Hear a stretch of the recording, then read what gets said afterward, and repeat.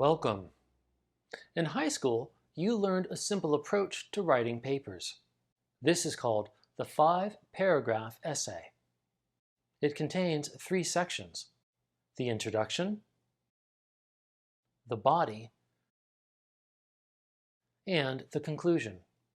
And in truth, this is a fantastic way to think about all academic writing, books, journal articles, review essays, etc. They all have the same 3 major parts. There's an introduction, there's supporting material, and finally, there's a conclusion. This week, we'll read the first assigned journal article of the semester. As we'll see, it's organized exactly like a 5-paragraph essay. It's just bigger. So, if you don't have the assigned article, please get it now.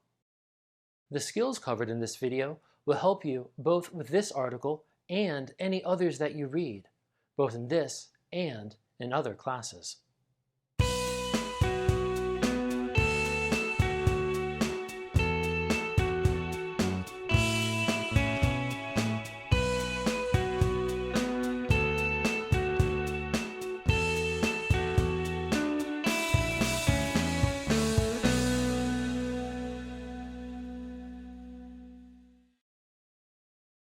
Let's briefly review the 3 major parts of a 5-paragraph essay.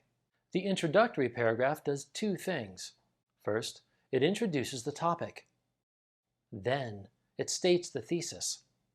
The 3 supporting paragraphs offer evidence that supports the thesis. And the conclusion both restates the thesis and the supporting points in the essay. All of this is also present in a journal article.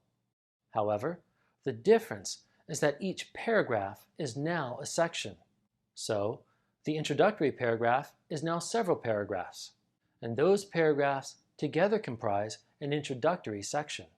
So too, instead of 3 supporting paragraphs, we have individual supporting sections, and each supporting section is usually several pages long. Finally, the conclusion of a journal article is longer than a single paragraph, but the conclusion functions in the same way. It repeats the basic arguments and the major points made in the paper. When you download something from JSTOR, you always get a title page. Every article in JSTOR gives you a title page, just like this one. The first line tells you the title of the article. The second line tells you the author of the article. And the third line gives you further bibliographical information, such as the title of the journal, the publication date, and the page numbers. These first 3 lines are crucial. All 3 must be included when you cite the article. Otherwise, your citation will be incomplete.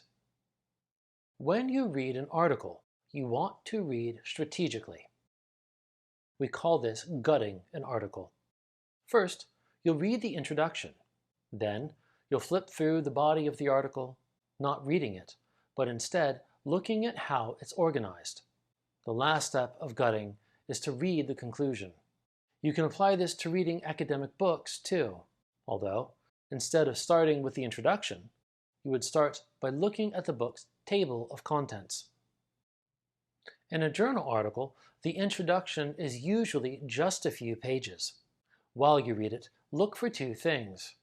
Every academic publication strives to contribute to the body of knowledge. So, the first thing to look for is how the author of the article sets up their topic. Oftentimes, the author will state the problem that they are trying to address. We see this here in the very first paragraph. The image of a heroic Cortez and his band of Spanish adventurers, as seen in both popular history and more serious academic scholarship, has dominated narratives of the Spanish conquest of Mexico for decades. But then, note the immediate next sentence. It continues the same line of thought, but includes the word however. More recently, however, historians have begun to question how a makeshift group of 400 Spaniards was able to defeat the Triple Alliance, etc. The word, however, is a cue for us, the readers of the article, that there is a point of unresolved tension in current scholarship. And it's a safe bet that this point of tension is what the article will address. The next thing to look for in the introduction is the thesis statement.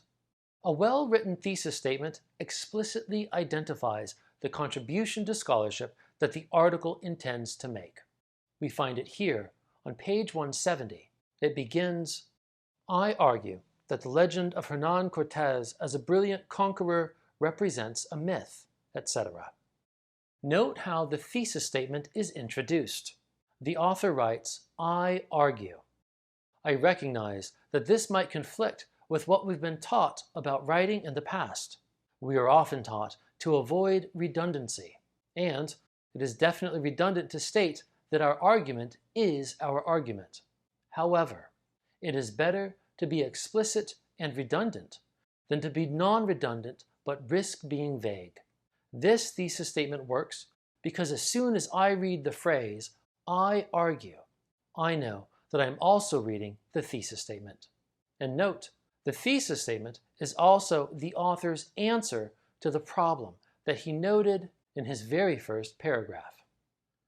Once you read the introduction and have located both the problem that the article wants to address and the thesis statement, flip through the article's central pages.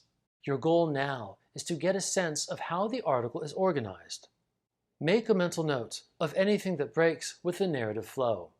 This would include such things as artwork, photographs, or any charts or tables. And it definitely includes subheadings. For example, here at the bottom of page 170, we see the following subheading: Early Conquest Accounts and Histories.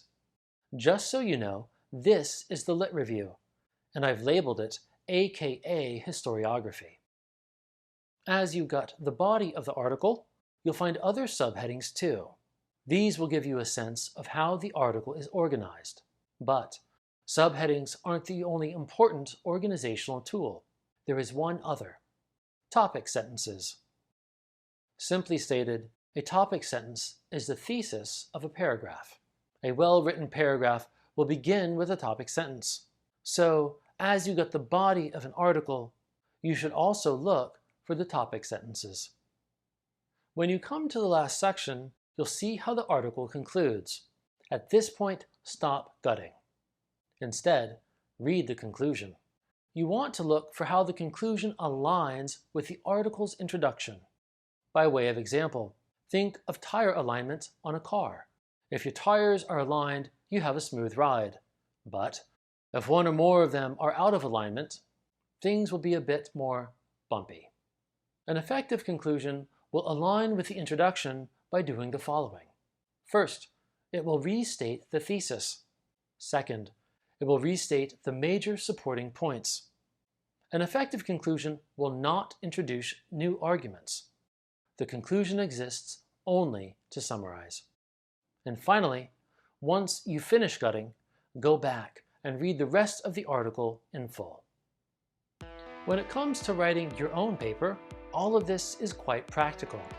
Like a 5-paragraph essay, a research paper should have the 3 major sections of introduction, body, and conclusion. Your introduction should do 2 things. It should note both the problem that you want to address and how you resolve that problem. Your proposed resolution is also your thesis statement. The body of your paper will then consist of sections. Subheadings and topic sentences are 2 crucial organizational tools because they help the reader understand your paper's organization and, therefore, how you support your thesis. Finally, your conclusion should align with your introduction by restating your thesis, and then it should restate your main points. Remember, when writing a history paper, an effective conclusion only summarizes. It never introduces new arguments. That's all for now. Thanks so much for watching. Please hit the subscribe button. Feel free to leave a comment, and I'll see you next time.